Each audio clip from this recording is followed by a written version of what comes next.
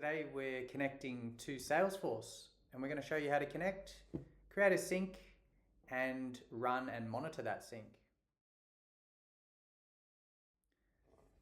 So we've already installed our Salesforce connector and we're just going to go and create a new connection.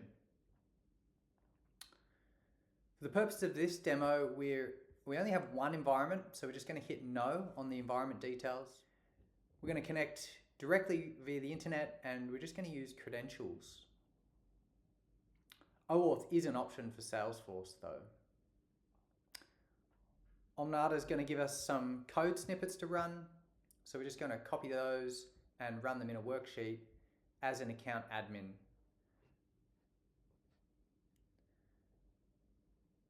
Once you've done that, we'll check that that code is run properly and it's time for our user details. So for Salesforce, you've got 3: username, password, and your security token, and that's all created successfully.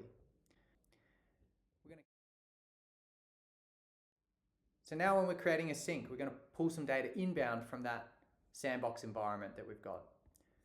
Omnata can sync in both directions, so inbound and outbound from Snowflake. So when we're pulling inbound, we're just selecting those Salesforce objects that we want to include in the sync. We do support calculating formula fields from Salesforce into Snowflake.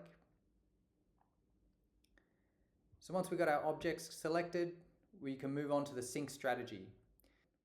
Omnata automates the sync strategy for each endpoint depending on what that endpoint and the object in that endpoint supports. We automatically fetch incrementally wherever possible and fall back on full refresh where it's not supported. You can set the storage behavior to either append changes or merge with existing records. The Omnata landing table will also give you a retrieve date, a record ID, and will flag deletes. So we'll set that sync strategy. We want to use automatic and we're going to keep history, but you can see that you can customize it if you want. We give it a name and then we just set the scheduling method.